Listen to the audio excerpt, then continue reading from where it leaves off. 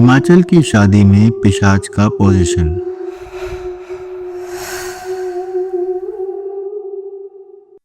जय महाकाली दोस्तों, एक बार फिर हम आपके लिए लाए हैं एक और दिल दहला देने वाली घटना। हमारा ऐसे इंसिडेंट लाने का एक ही उद्देश्य है कि हम आपको हर प्रकार की पैरानॉर्मल एक्टिविटीज से अवगत कराएं, ताकि आप या आपका कोई अपना ऐसी किसी भी तरह की पैरानॉर्मल एक्टिविटी का शिकार ना हो जाए। और आगे बढ़ने से पहले हमारी आप सभी से एक छोटी सी रिक्वेस्ट है कि अगर आप चैनल पर नए आए हैं तो चैनल को सब्सक्राइब करके बगल वाले बेल आइकन को ज़रूर प्रेस करें, ताकि हमारी हर नई वीडियो का नोटिफिकेशन सबसे पहले आप तक पहुंच जाए। और आपके कमेंट से हमें बहुत हौसला मिलता है, तो अच्छे आप कमेंट्स हमें करते रहिएगा। ये घटना हिमाचल के एक छोटे से गांव की है, जिसकी आइडेंटिटी हम यहाँ रिवील नहीं कर रहे हैं। और ये घटना हमें जिसने भेजी है उनका नाम उत्पल है, जो कि हिमाचल के ही रहने वाले हैं। और ये घटना उन्हीं के छोटे भाई के साथ हुई थी। ये साल 2008 की घटना है। उत्पल ने हमें बताया कि वो 2008 में बीए फाइनल ईयर में थे और उनके परिवार को शादी का न्योता आया हुआ था। तो उत्पल के पिताजी ने कहा कि मैं तो शादी में नहीं जा पाऊंगा, लेकिन तुम दोनों भाई शादी में चले जाओ। तो फिर उत्पल और उसका छोटा भाई ये दोनों ही शादी में जाने के लिए मान गए। शादी की तारीख नज़दीक आ चुकी थी। दोनों भाइयों ने शादी में जाने के लिए नए कपड़े खरीदे। उत्पल की रिक्वेस्ट पर हम यहाँ उसके छोटे भाई का असली नाम नहीं लेना चाहेंगे, लेकिन हमारे इस इंसिडेंट को आगे बढ़ाने के लिए हम उत्पल के छोटे भाई का नाम मोहन रख लेते हैं। शादी में जाने की वजह से उत्पल से ज़्यादा मोहन खुश था। मोहन उत्पल से ज़्यादा छोटा नहीं था। मोहन 12वीं कक्षा के फाइनल एग्ज़ाम दे चुका था और इन दिनों वो फ्री भी था। शादी में जाने से पहले दोनों भाई अच्छे से तैयार हुए। उत्पल के छोटे भाई मोहन ने सेंट लगा लिया था। उत्पल ने अपने छोटे भाई को समझाया कि रात को सेंट लगाकर बाहर नहीं जाते, ऐसा पापा ने बताया है मोहन। पर मोहन को तो बस सच धज कर शादी में जाना था। वो शादी में जाने के लिए बहुत ही ज़्यादा एक्साइटेड भी था।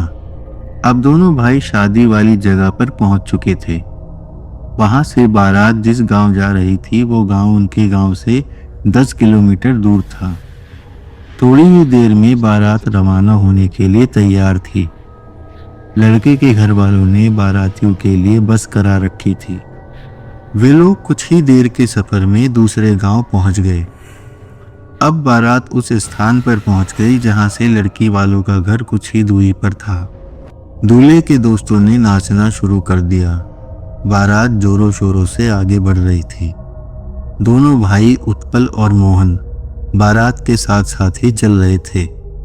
उत्पल अपने छोटे भाई का पूरा ध्यान रखते हुए आगे बढ़ रहा था। फिर अचानक आसमान में आतिशबाजी शुरू हो गई। उत्पल ने भी देखा और एंजॉय किया। काफी देर तक सभी बाराती आतिशबाजी का मजा लेते रहे। जब आतिशबाजी शांत हुई तो उत्पल ने अपने भाई की तरफ नजर घुमाई तो देखा उसका भाई कहीं नजर नहीं आ रहा था। उसने आवाज भी लगाई, लेकिन इतने शोर की वजह से उत्पल की आवाज दब गई। कुछ मिनटों बाद मोहन एकदम से पीछे से आया और भू करके उत्पल को डरा दिया। उत्पल ने कहा कि तू कहाँ गया था? तो मोहन ने कहा, कहीं नहीं भैया, मैं तो यही था, आपकी आवाज़ सुनकर आपके पास आ गया। उस बारात में दोनों भाइयों ने खूब मजा किया। थोड़ी ही देर में बारात लड़की वालों के घर पहुंच गई, जहां पहुंचकर दोनों भाइयों ने खाना खाया और फिर बस में जाकर बैठ गए। थोड़ी ही देर में जो बाराती वापस जाना चाहते थे वो भी बस में आकर बैठ गए। कुछ ही देर में ड्राइवर भी आ गया और फिर वो लोग वहां से वापस आ गए। दोस्तों, उत्पल ने हमें बताया कि श्याम भाई, उस रात हम घर वापस तो आ गए, लेकिन मुझे लगा जैसे मेरा कुछ पीछे छूट गया है। उस रात हम दोनों भाई कमरे में सोए तो मोहन तो थक हार कर सो गया था। पर ना जाने मुझे क्यों नींद नहीं आ रही थी। फिर भी अपनी आंखें जबरदस्ती मैंने बंद कर ली। उत्पल ने हमें बताया कि उसने अभी आंखें बंद ही करी थी कि उसका छोटा भाई मोहन उठा और अपने बेड पर बैठे बैठे हिलने लगा और धीमे धीमे वो पता नहीं क्या बड़बड़ा रहा था। उत्पल आंखें मलता हुआ मोहन के पास पहुंचा और मोहन से बोला कि अरे तू सोया नहीं और हिल क्यों रहा है, चल सो जा। मोहन कुछ भी नहीं बोला, बस पागलों की तरह ऊपर देखकर हिले जा रहा था और धीमे धीमे बड़बड़ाए जा रहा था। जब उत्पल ने देखा कि मोहन अभी भी हिले जा रहा है और बड़बड़ाए जा रहा है तो उसने फिर जोर से बोला, अरे सुनाई नहीं देता क्या, चल सो जा चुपचाप से। और वो मोहन को देख ही रहा था कि तभी मोहन ने उत्पल की तरफ देखा और अजीब ढंग से मुस्कुराकर बोला, तू हुक्म देगा मुझे?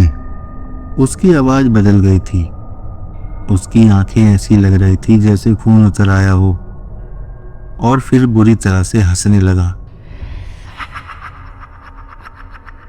उत्पल ने हमें बताया कि श्याम भाई, मैंने सोचा कि मोहन नौटंकी कर रहा है। मैं गुस्से से उसका हाथ पकड़कर उसे पलंग पर धकेलना चाहता था ताकि वो सो जाए, पर उसने इतनी बुरी तरह से हाथ झटका कि मैं बहुत घबरा गया और मैंने पापा को आवाज लगाई।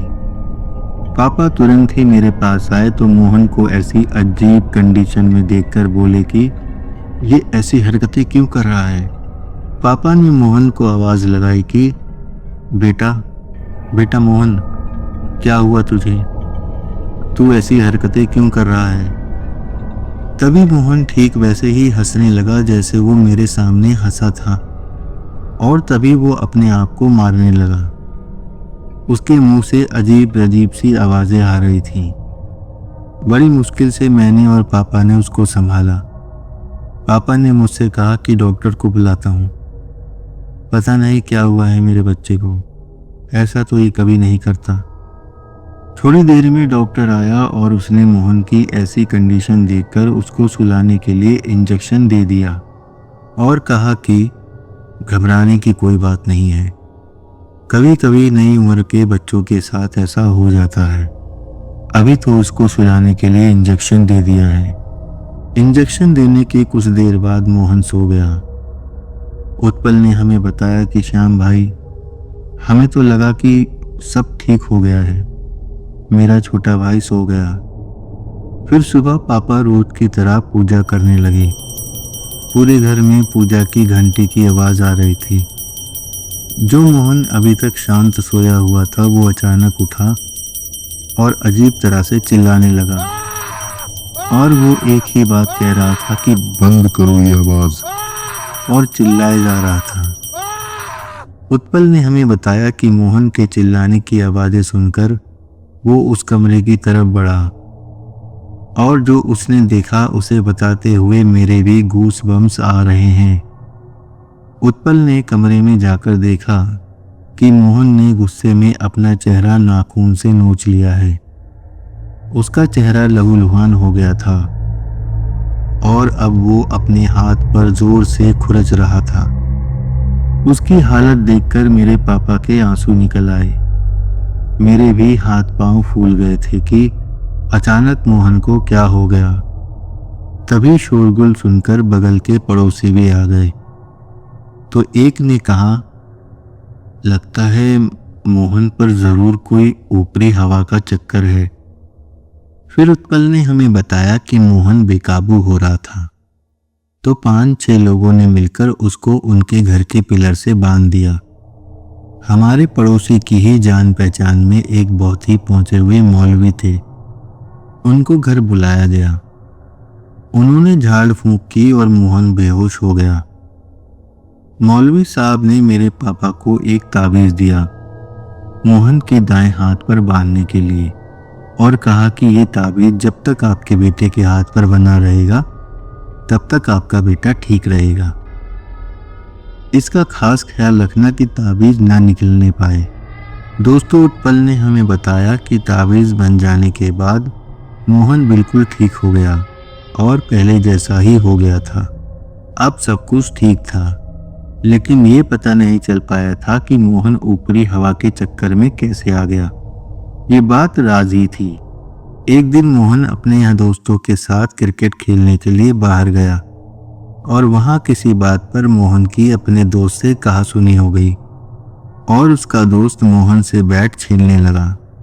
इसी हबड़ तबड़ में उसके दोस्त का हाथ उसके सीधे हाथ पर लगा और वो ताबीज खुलकर नीचे गिर गया और मोहन उसी वक्त फिर से पोजेस हो गया।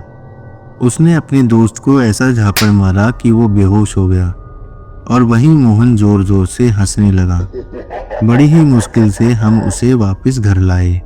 पापा ने फिर से उन्हीं मौलवी साहब को बुलाया, लेकिन इस बार उनके साथ उनके गुरु भी आए थे। उन्होंने मोहन को देखते ही कहा कि इस पर एक बहुत ही बड़े पिशाच का साया है जो कि बहुत ही ताकतवर है। उन दोनों मौलवी ने अपना काम स्टार्ट किया। उन मौलवी साहब के गुरु ने मंत्र बुदबुदाना शुरू किया और जैसे ही मंत्र बुदबुदाना शुरू किया तो मोहन के अंदर की जो पैशाचिक शक्ति थी वो बुरी तरह से बौखलाने लगी। फिर उसके बाद उनके गुरु ने आयतुल कुर्सी नाम की एक आयत पढ़ना शुरू कर दिया और इस आयत को सुनकर ही वो पिशाच बुरी तरह से चिल्लाने लगा। दोस्तों, इस्लाम के जानकार बताते हैं कि आयतुल कुर्सी कुरान की सबसे अजीम तरीन आयत है। इस आयत में 10 जुमले हैं। उनके गुरु बहुत ही बड़ी मौलवी थे और उन्होंने अब मोहन के शरीर पर पवित्र जल छिड़कना शुरू कर दिया और धुनी भी दिखाई। फिर मोहन बेहोश हो गया। मौलवी साहब के गुरु ने मेरे पापा से कहा, अब आपका लड़का ठीक है, हम उस पिशाच को अपने साथ ही बांध कर ले जा रहे हैं। फिर वे दोनों चले गए। दोस्तों, अब उत्पल का भाई मोहन बिल्कुल ठीक है, पर आप जानना चाहते होंगे कि आखिर ऐसा क्या हुआ था कि मोहन इतनी बड़ी मुश्किल में फंस गया। तो चलिए आपको बताते हैं कि आखिर ऐसा क्या हुआ था जो मोहन पर मुसीबत आई। इलाज के दौरान मौलवी के गुरु ने उस पिशाच को अपने कब्जे में लेकर पूछा तो उस पिशाच ने बताया कि मोहन जब अपने भाई के साथ उस शादी में गया था तो रास्ते में उसे टॉयलेट लगा और एक पेड़ के पास जाकर उसने टॉयलेट कर दिया। साथ ही में मोहन ने तेज गंध वाला सेंट भी लगाया हुआ था। तो तभी से पिशाच इसके साथ हो लिया और मोहन को पोसेस कर दिया। तो दोस्तों, इन द एंड मैं आपसे यही कहूँगा कि देवउठान के बाद शादियों का सीजन शुरू हो गया है। हजारों लड़के लड़कियां सेंट लगाकर रात में सज धज कर शादी ब्याह की पार्टियों को एंजॉय करने के लिए बाहर निकलते हैं। तो आपसे यही गुजारिश है, खास तौर से लड़कों से, कि कहीं भी किसी भी जगह टॉयलेट ना करें। टॉयलेट वहीं करें जहां इनके लिए जगह बनाई गई है, और अगर आप सेंट लगा भी रहे हैं तो वो तेज गंध वाला ना हो, वरना कौन सी एंटिटी आपका कहाँ इंतजार कर रही हो ये कोई नहीं जानता। और आपसे विदा लेने से पहले मेरी आपसे यही रिक्वेस्ट है कि जो भी व्यूवर्स हमारे चैनल पर नए आए हैं वो चैनल को सब्सक्राइब करके बगल वाले बेल आइकन को भी प्रेस कर दें ताकि हमारी नई वीडियो की नोटिफिकेशन आप तक पहुंच जाए। और अगर आपके साथ या आपके किसी रिलेटिव्स के साथ कोई भी इस तरह की घटना हुई है तो स्क्रीन और डिस्क्रिप्शन पर दिखाई गई मेल आईडी पर आप हमसे वो घटना साझा कर सकते हैं। तो बने रहिएगा हमारे चैनल SR हॉरर पॉडकास्ट के साथ और नई वीडियो आने तक stay tune with the channel. जय महाकाली दोस्तों।